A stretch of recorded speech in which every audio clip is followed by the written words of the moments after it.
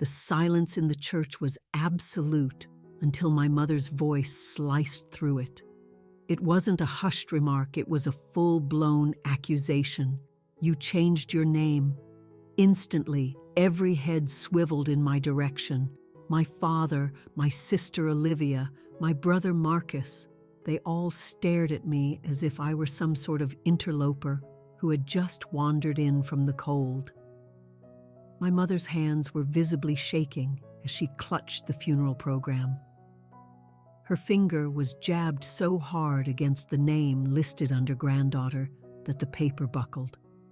It read, Dr. Rebecca Thorne. She looked up at me, her face a mask of utter devastation, as though I had just struck her across the face in front of my grandmother's casket. To them, those two words were the ultimate betrayal. They were convinced I'd done it as a calculated move to wound them, to humiliate them in this room full of grieving friends and relatives. But they had it all wrong. I met her gaze, my own posture steady and unyielding. I didn't flinch. I didn't offer an apology. For the first time in my 30 years, I didn't feel small under their scrutiny. That name wasn't a weapon. It was my liberation. It was the only thing I truly owned, the one thing they hadn't managed to tarnish. They just couldn't comprehend that the daughter they were looking for had already left them a long, long time ago. Before we get into the whole story, do me a favor and like this video, subscribe to the channel, and let me know in the comments where you're watching from around the globe. Growing up in our house in Denver, there was one unspoken rule I absorbed from a very young age. Volume equated to significance. If you were loud, you mattered. If you were quiet, you might as well have been a piece of furniture. My sister, Olivia, was loud. She had a laugh that could make windows rattle and a personality so expansive it sucked all the oxygen out of a room. 2 years my senior, she was everything I wasn't. Dramatic, a whirlwind of social activity, and in a constant state of self-inflicted crisis. If Olivia got a bad haircut, the entire household ground to a halt until her emotional equilibrium was restored. My brother Marcus was loud in a different way. He was the comedian, the star athlete, the undisputed golden boy. A year younger than me, he carried himself with the unearned confidence of someone who expected the world to bend to his will. He'd burst into a room, dropping his sports bag on the floor, teasing our dad, and demanding attention without ever having to explicitly ask for it. And then there was me, Rebecca. I wasn't loud. I didn't have theatrical meltdowns over boys or botched dye jobs. My passions were books, geology, and the quiet observation of my family as they orbited one another like a chaotic solar system. I used to believe that being good would eventually make them notice me. I thought that if I generated zero drama, brought home straight A's, and kept my space immaculate, they would one day look at me with appreciation. I imagined them saying, "Thank goodness for Rebecca. She makes our lives so much easier." But that's not how it works in a family like mine. Being easy just made me easy to ignore. The dinner table was the primary stage for this dynamic. It was where the family hierarchy was on full display. Mom would be serving dinner, her face flushed from the stove, while Dad loosened his tie after a long day at his accounting firm. Guess what happened at practice? Marcus would boom, grabbing a piece of bread. "Coach says I'm starting quarterback on Friday. That's my boy," Dad would beam, clapping him on the shoulder. "We'll be there, front row. I'll even leave work early." Before he could finish, Olivia would cut in, talking right over him. "Well, I need a new dress for the formal on Saturday." "Mom, you promised." And I think Kevin smiled at me in the hall today, and I just might actually die. Mom would lean in, her expression rapt. "Tell me everything, honey. Did he say anything to you?" They'd volley back and forth, a whirlwind of noise and excitement. I would just sit there, clutching my fork, waiting for a lull, just a tiny crack in the wall of sound where I could slip a word in. I remember one evening with painful clarity. I was about 12. I'd just received an A+ on a massive geology project I'd poured weeks into. My teacher had scrawled, "Truly exceptional work, Rebecca," in bright red ink across the top. I had the paper folded neatly in my lap, my heart thumping as I waited for the perfect moment to present it. I waited and waited. Marcus spilled his drink, and Mom leaped up to grab a towel. Olivia started crying because Marcus had made fun of her new blouse. Dad turned on the television to check the sports scores. The opening never came. After 20 minutes, I quietly folded the paper into a smaller and smaller square until it disappeared into my pocket. I stood up, carried my plate to the sink, and washed it. "Good night," I said quietly. "Night, sweetie," Mom replied, her attention fixed on the puddle on the floor. They never asked about my day. They didn't know I'd had a major project. They didn't know anything. The sting was sharp, but I quickly made excuses for them. It was just a chaotic night, I told myself. Next time I'd just have to be louder, but I wasn't built that way. I couldn't scream to be loved. I wanted it to be offered freely.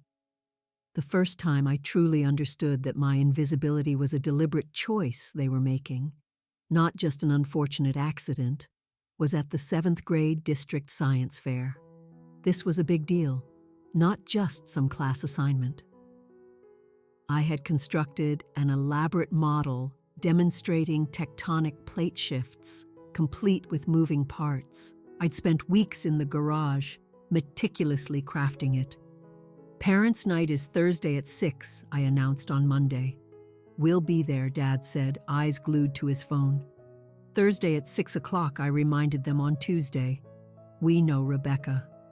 "Don't be a nag," Mom said, busy at the kitchen counter. "Thursday at 6, I repeated on Wednesday. "It's on the calendar, honey," Mom said, planting a quick kiss on my forehead. We wouldn't miss it for the world. Thursday arrived.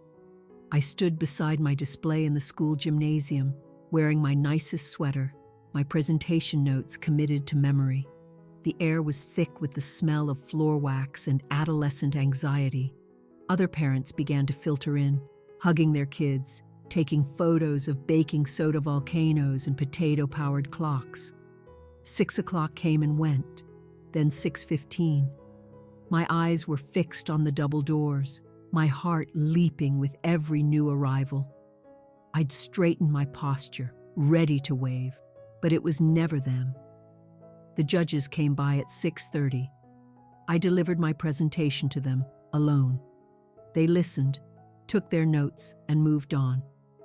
I saw one of them glance over my shoulder, as if searching for the proud parents who should have been standing there.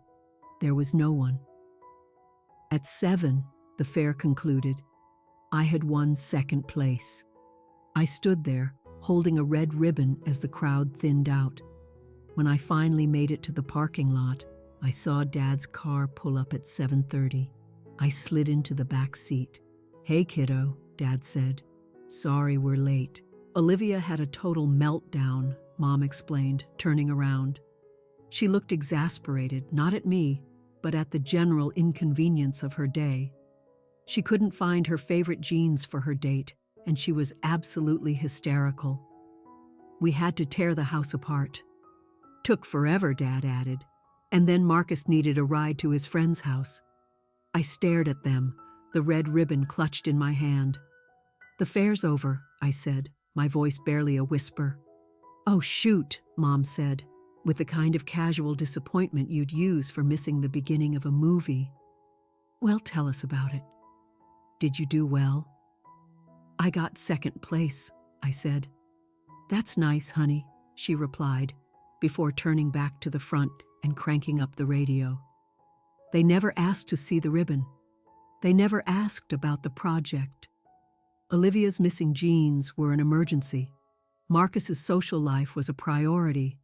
My award-winning project was Optional. That was the word that echoed in my head. Optional. I forgave them, of course. I was a child. I needed them. I told myself it was just a series of unfortunate events. But the pattern was undeniable. By the time I graduated from high school, I had stopped asking for homework help. I had stopped trying to share stories at dinner. I had learned to occupy the quiet spaces. But graduation was supposed to be different.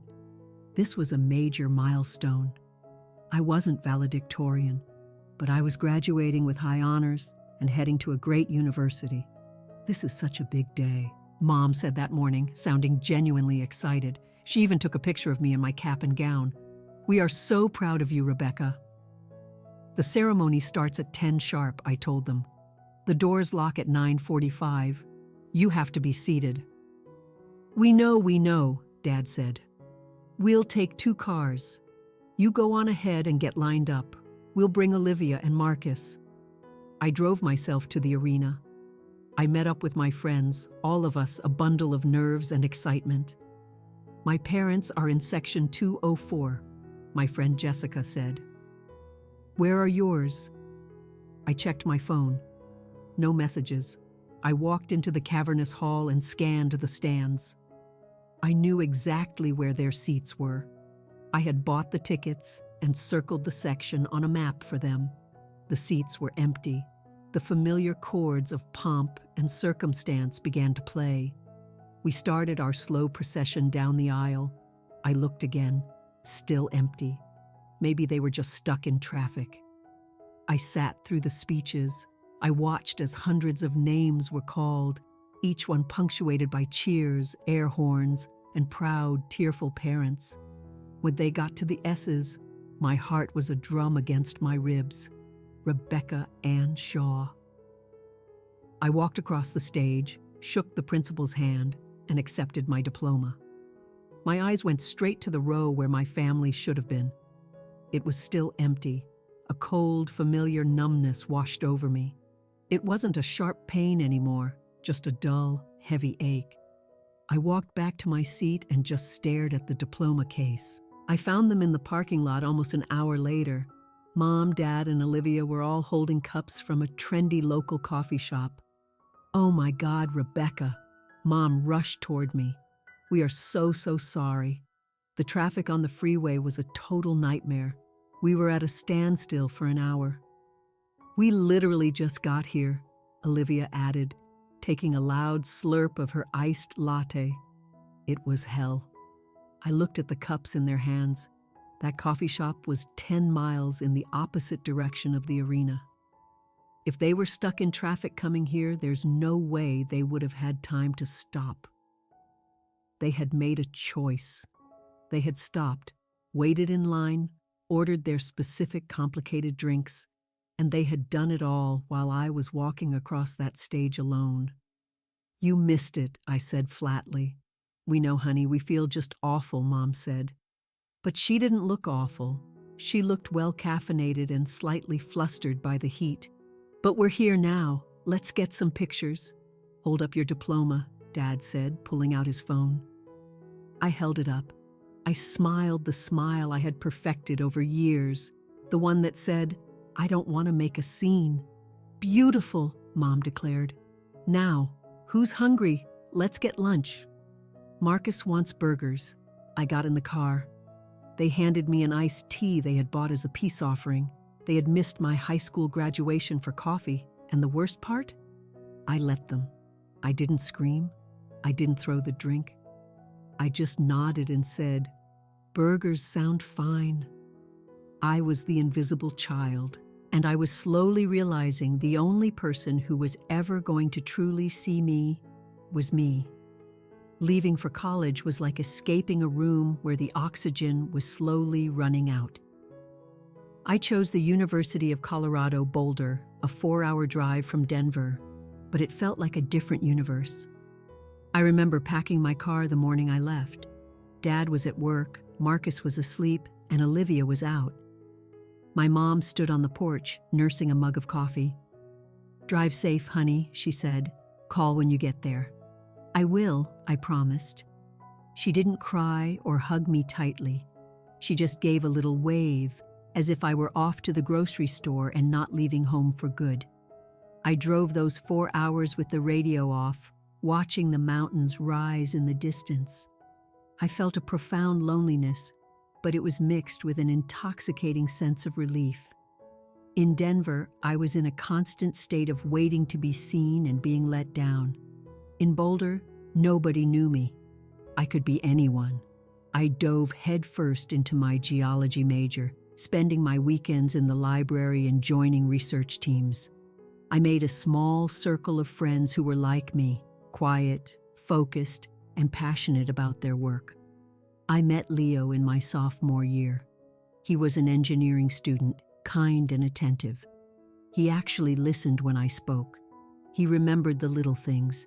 If I casually mentioned a favorite kind of pastry, he'd show up with it a few days later.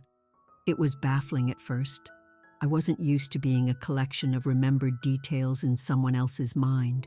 But even as I was building this new life, I couldn't completely sever the tie to the old one. I still craved their approval, their pride. So I created what I called the fail-safe notification system. I convinced myself that their past failures were simply due to my poor communication. I treated my family like a corporate project. Any upcoming event would trigger a save-the-date text 3 months in advance, a reminder call 1 month out, a confirmation text 1 week prior, and a final, frantic check-in the day before. I figured if I did all the logistical work, all they had to do was show up. The first major test of my system was the Dean's Scholar Award ceremony. I was one of only a handful of students receiving a special scholarship for research. It was a huge honor. I sent the first text in February, May 10th, 7 p.m. Grand Ballroom, formal attire. Mom texted back, "Got it. So proud." I called in April, "Just checking that you guys are still good for the 10th?" "Of course, Rebecca," Mom said. "We already booked a hotel room." A wave of hope washed over me. A hotel room that felt concrete. I texted a week before, "Can't wait to see you guys on Saturday." Dad replied with a thumbs-up emoji. Saturday arrived. The ceremony was elegant, with chandeliers and classical music. I wore a simple black dress I'd bought with money from my part-time job. I felt like an adult. I felt worthy. At 5 o'clock, 2 hours before the event, my phone rang. It was Mom. "Hi, honey," she said, her voice strained. I knew that tone. It was the crisis tone. "Where are you?" I asked. "Are you at the hotel?" "Well, actually, we're still in Denver," she said. My stomach plummeted. "What?" "The ceremony starts in 2 hours. You can't make that drive in 2 hours." I know, she sighed. "It's just... Marcus got into a little fender bender this morning. Is he okay?" I asked, my grip tightening on the phone. "Oh, he's fine, not a scratch on him," she said quickly. "But the car is a bit of a mess, and he was just so shaken up. He was really upset, Rebecca. He just couldn't stop crying. We didn't feel right leaving him alone right now." I closed my eyes. Marcus was 21 years old, a grown man. He had a minor car accident, was uninjured, and was with a friend. "So you're not coming," I stated, the words tasting like metal. "We feel terrible, Rebecca," she said. "But you understand, right? Family comes first. We can't abandon your brother when he's in distress. Family comes first." The irony was suffocating. Family came first for them, but it was clear I wasn't part of that first circle. I was an auxiliary member, an optional participant. "It's fine," I said, my voice hollow. "We'll make it up to you. I promise," she chirped. "We'll come visit next weekend, take you to a fancy dinner." "Okay," I said. "Give Marcus my love." I hung up the phone and walked into the grand ballroom alone. When my name was called, I crossed the stage and shook the dean's hand. I glanced out into the audience and saw Leo in the back row, giving me a small, supportive wave. but the seats I had reserved for the Shaw family were conspicuously empty. Again. They didn't come the next weekend. Mom had a migraine. They didn't come the weekend after that. Dad had a golf tournament. The pattern was hardening from habit into law. My junior year, I presented my thesis proposal. I tried one last time. Please come, I pleaded on the phone. It's just an hour-long presentation. It determines my entire PhD track. We'll try, Dad said. In my family's language, we'll try was a polite form of no. They didn't show. That time, I didn't even get a call. I got a text at 9 that night. Sorry we missed it. Olivia broke up with her boyfriend, and we've been dealing with that all day. Hope it went well. Love you. Olivia's heartbreaks were family emergencies. My career-defining moments were scheduling conflicts. That summer, I went home and tried to talk to my mom. Mom, it really hurts me when you guys miss my events, I said, my voice trembling despite my best efforts. It makes me feel like you don't care. Oh, Rebecca, she sighed. Why do you always have to be so sensitive? I'm not being sensitive, I insisted. You missed my award ceremony, my thesis presentation, my graduation. We have a busy life, she retorted, her voice rising. We have 3 children, Rebecca. We can't be everywhere at once. Why do you always keep score? It's not an attractive quality. I'm not keeping score, I whispered. I just want you to be there. We do the best we can, she said, standing up, signaling the end of the conversation. You need to learn to let things go. You hold on to these grudges, and it just makes you miserable. She walked away to answer a call from Olivia, her voice instantly shifting to one of syrupy concern. I sat there in the quiet kitchen. They weren't just busy. That was the lie I'd been telling myself. They had plenty of time and energy for Marcus's games, for helping Olivia move, for vacations and parties. They had time. They just didn't have time for me. I was the low-maintenance child, the one who didn't scream. And because I didn't scream, they assumed I didn't need anything. I went back to Boulder that fall with a profound sense of finality. I stopped calling so much. I stopped sharing my successes, but I clung to one last foolish hope, my PhD defense, the title of doctor. Surely they couldn't miss that. No one misses their child becoming a doctor. I was wrong. I didn't know it yet, but the spring party was coming. And that party would be the final decisive cut. The final year of a PhD is a grueling marathon that tests the limits of your sanity.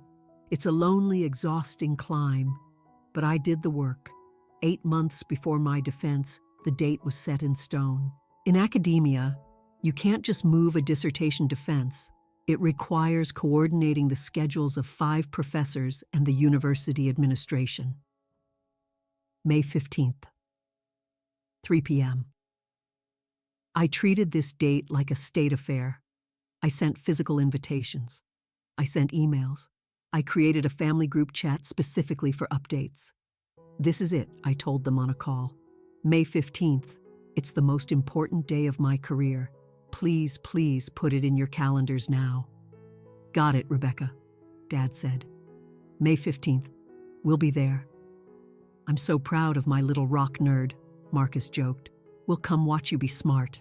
I actually believed them. This was too big to ignore, even for them. March turned into April. I was deep in my preparations, running on caffeine and adrenaline.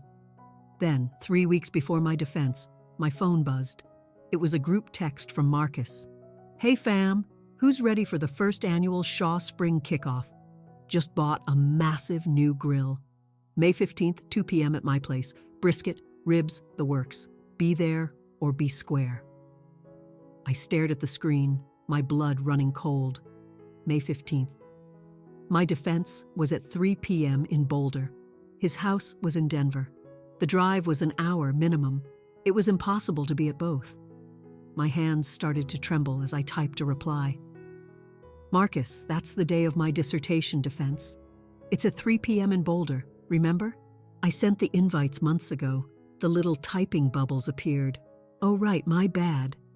Well, the grill is already being delivered that morning, and I invited like 30 people.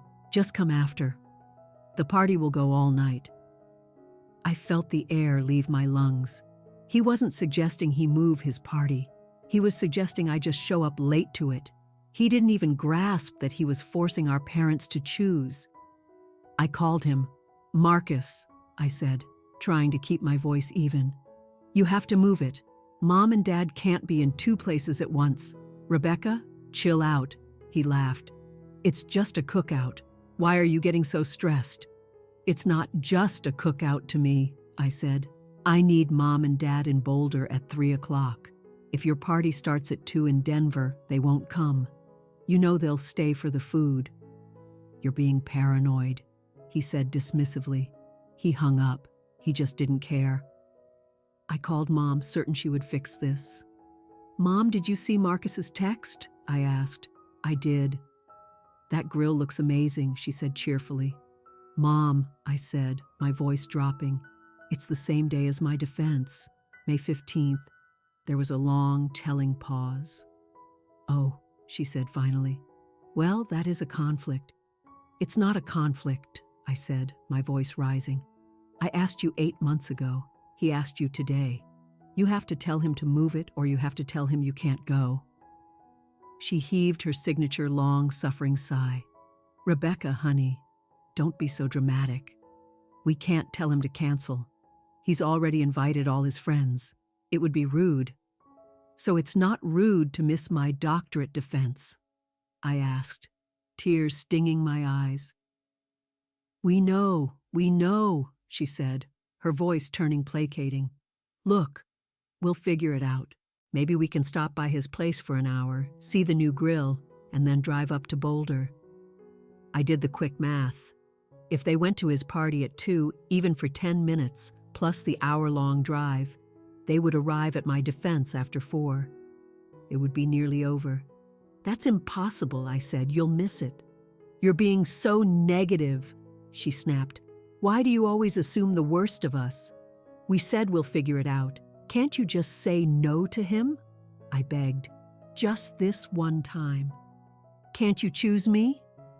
It is not a competition, Rebecca, she shouted. Stop trying to divide this family. We love you both. We will support you both. Now I have to go, Olivia's calling. She hung up. I sat in my small apartment, surrounded by stacks of geological surveys and drafts of my thesis. I looked at the calendar. May 15th was circled in red. I had drawn little celebratory stars around it. Now the sight of it made me sick. In the following weeks, I sent reminders. I sent the address and parking instructions. Please leave Denver by noon to beat traffic, I wrote. We'll try, Dad replied. I saw the Facebook posts. Marcus posted about his menu. Olivia commented, Can't wait. I'm making my famous pasta salad. They were planning a party. No one was planning for my defense. They hadn't asked about my topic. They hadn't asked if I was nervous. They hadn't just forgotten. They had made a choice. Marcus offered them fun, food, and laughter. I offered them a long drive and a serious academic presentation. They chose the party. They chose the noise. But a tiny, foolish part of me still hoped they would wake up on the day and realize their mistake. The morning of May 15th was bright and clear. Perfect weather for a drive, perfect weather for a party. I woke up at dawn, my stomach a knot of anxiety. I showered and put on the sharp professional suit I had bought for this day. I pulled my hair back and looked in the mirror. Dr. Rebecca Shaw. It sounded right. It sounded strong. I checked my phone. Nothing. No good luck, no on our way. I sent one last text to the group chat at 8 a.m. Heading to campus now to set up. Room is Geoscience 304.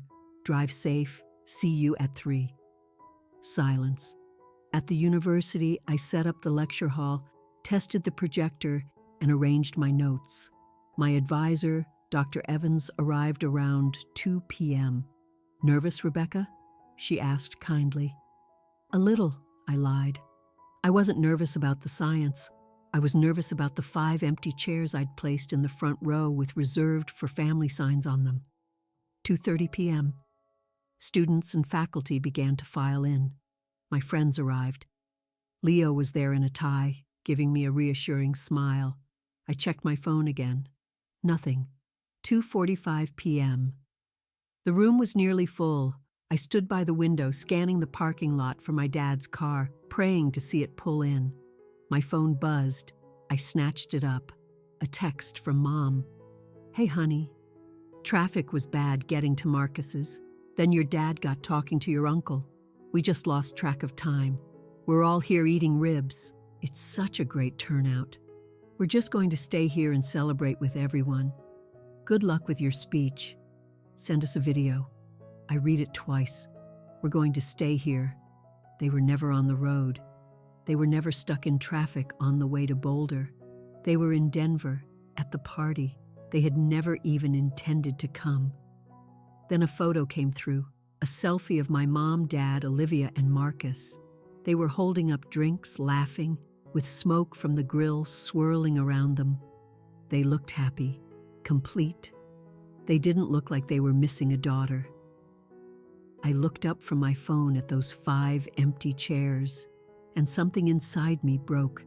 It was a quiet, clean break. For years I had begged and reminded and chased. I had tried to be good enough, smart enough, successful enough, but they were eating ribs an hour away. I walked to the front row. "Is everything okay?" my advisor asked. "Are they running late?" "No," I said, my voice surprisingly steady. "They're not coming." I reached down, tore the reserved signs off the chairs, and crumpled them in my fist. "Anyone can sit here," I announced to the people standing in the back. I walked to the trash can and threw the crumpled paper away. Then I turned off my phone, not silenced, powered it down. I walked to the podium. I took a deep breath. "Welcome," I said, my voice clear and strong. "My name is Rebecca, and today I will be presenting my research on seismic wave propagation." I gave the presentation of my life. For 2 hours, Rebecca the daughter ceased to exist. Only Dr. Shaw remained. When I finished, the room erupted in applause. "Congratulations, Dr. Shaw," my department head said, shaking my hand. "That was excellent." I walked out into the afternoon sun. I sat on a bench and turned my phone back on. Dozens of notifications, mostly photos from the party, and one text from Dad. "Hope it went well. Make sure you get a good dinner." I didn't reply. I didn't cry. I was an orphan with living parents. I stood up and walked to my car. I didn't go home to wait for their call. I went to the courthouse website and looked up the hours for the clerk's office. They had chosen their party. Now I was going to choose my life. I drove to a cafe where Leo was waiting with flowers. He took one look at my face and knew. He just hugged me. "I'm Dr. Shaw," I whispered. "I know," he said. "You were incredible." "I'm going to change it," I said, pulling back to look at him. "Change what?" "My name," I said. "I'm not a Shaw anymore. Shaws don't show up, and I'm done being the only one who does." That night, I sat at my kitchen table with my laptop. I created a new folder on my desktop and titled it Rebirth. Inside, I began downloading forms: petition for change of name, Social Security card update, DMV license request. Every box I checked felt like snipping a wire. I stared at the line asking for my new name. I thought of a pioneering female geologist I admired, Florence Thorne. It sounded strong, solid, a name that couldn't be easily dismissed. I typed it in. Rebecca Thorne. It looked right. The next morning, I went to the courthouse. I stood in line at the clerk's window. "Reason for change?" the clerk asked without looking up. I paused, then wrote in clear block letters to align my name with my identity. A week later, a judge signed the order. It was official. The moment I held that stamped document, Rebecca Shaw became a ghost. I didn't tell them. That was crucial. If I told them, they would make it about their feelings. Mom would cry, Dad would rage, Marcus would joke. I wanted silence. So Rebecca Thorne was born quietly. I opened a new bank account. I went to the university and updated my records. My diploma needs to be printed with my new legal name, I told the registrar. Watching them shred my old student ID felt like shedding a skin. I started applying for jobs out of state, a research institute in Seattle, Washington, 2,000 miles away. It was rainy and green and far from the suffocating heat of my family. I got the offer 3 days later and accepted it on the spot. I signed a lease, booked movers, and all the while, my phone remained silent. It had been 2 weeks since the defense. They assumed I was sulking, that I'd get over it and come back. They didn't know I wasn't sulking. I was building an exit. 3 days before I moved, I performed the final purge, the vanishing. I went through my phone's contacts. Mom, delete, block. Dad, delete, block. Olivia, delete, block. Marcus, delete, block. I went on social media and blocked not just them, but every aunt, uncle, cousin, and family friend who could act as a potential informant. Then I deactivated my accounts. I created new private ones under Rebecca Thorne. I changed my email. I called my landlord. I'm moving out. Keep the deposit. I don't want any mail forwarded. I didn't want a single paper trail. Finally, I packed my car. My entire life fit in the trunk. I got in and started driving north. When I crossed the state line out of Colorado, I felt a physical weight lift from my shoulders. I arrived in Seattle 2 days later. It was drizzling, and the air smelled of pine and damp earth. It was quiet. I started my new job. My colleagues knew me only as Dr. Thorne. No one asked about my family. For the first time in my life, I wasn't waiting for anything. I had simply exercised my right to disappear. I knew they'd notice eventually. You can't ignore a missing person forever, but I knew it would take them a while. And when they finally realized the quiet one was gone, it would be far too late. The bridge wasn't just burned. I had dismantled it, cleared the debris, and built a new city on the other side. I was ghosting my own family, and it felt like the healthiest thing I had ever done. It took them 6 weeks, 42 days for my family to realize I was gone. They thought I was giving them the silent treatment, that I'd eventually come crawling back for attention. The first sign came on a Tuesday morning at my new lab. The phone rang. It was HR, Dr. Thorne. We just had a strange call from a woman claiming to be your mother. She was asking to verify the employment of a Rebecca Shaw. My blood ran cold. What did you tell her? I asked. I told her we have no employee by that name, the HR rep said. She got quite upset. She said, I know she's there. She posted a photo of the rain. Do you know this person? She is a relative, I said carefully, but I have no contact with her. Please do not give out any of my information. Understood, she said. I hung up, a shiver running down my spine. They were hunting me. 2 days later, an email from my old landlord in Boulder. Hi, Rebecca. Your brother and father came by the old apartment today. They were banging on the door and scared the new tenant. They demanded to know where you moved. I told them I didn't have a forwarding address. They seemed really angry. That night, I dug out my old SIM card and put it in a cheap burner phone. It vibrated for 5 solid minutes, 83 missed calls, 112 texts, 15 voicemails. The texts tracked their emotional arc from annoyance to panic. Hey, haven't heard from you. You missed Mom's birthday. Rude. Olivia. Clara, stop being dramatic. Pick up the phone. Mom. And then the panic. Where are you? I went to your apartment and someone else lives there. Marcus, you can't just vanish. You owe us an explanation. Vivian. I laughed at that last one. I owed them nothing. I listened to one voicemail from my mother. Her voice was frantic but more offended than worried. "Rebecca, this is ridiculous. We are your family. You don't just walk away from family. We did nothing to deserve this." So we missed one little meeting. Get over it. Call me back right now. One little meeting. That's what my PhD defense was to her. I took out the SIM card and dropped it in the trash.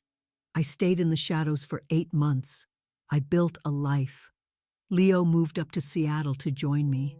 We were happy, but the past always finds a way to pull you back. I saw the obituary online.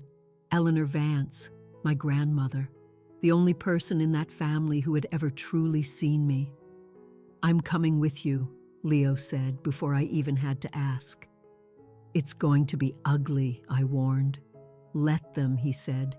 "You're not Rebecca the victim anymore. You're Dr. Thorne, and you're not alone." We flew into Denver. We walked into the crowded church. I saw them in the front row. I didn't go to them. I walked to the guest book and signed my name in bold, clear ink, Dr. Rebecca Thorne. Then I walked to the casket and placed a single rose on it. "Goodbye, Grandma," I whispered. "Thank you for seeing me."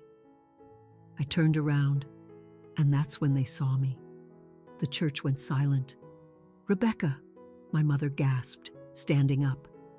She looked from me to the funeral program I had made sure was correct, survived by her daughter and grandchildren Olivia, Marcus, and Dr. Rebecca Thorne. Her voice cracked through the silence. "You changed your name." It was an accusation. Every head turned. "Is this a joke?" my father demanded, his face turning red. "You come back after a year and you change your name to embarrass us? Why would you do this?"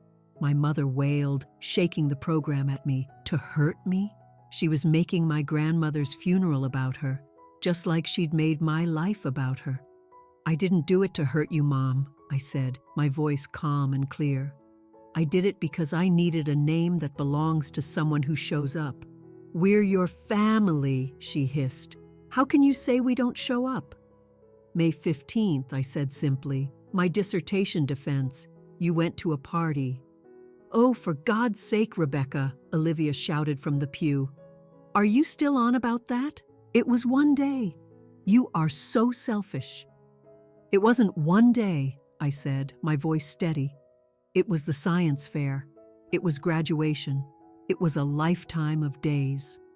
I took a step back, and Leo's hand found the small of my back. "You can't just walk out," my mother screamed as we reached the heavy oak doors. "Rebecca Shaw, get back here." I paused and turned. "That's not my name," I said softly, and walked out into the bright, cleansing sunlight. Returning to Seattle felt like breaking a fever. The moment the plane touched down, the knot in my chest dissolved. The rain was falling, and it felt like a baptism. They tried to reach out a few more times. Angry emails, a handwritten letter from my mother about my ingratitude. I shredded it without reading. I didn't hate them. Hate requires energy. It requires caring. I had reached the peaceful shore of indifference.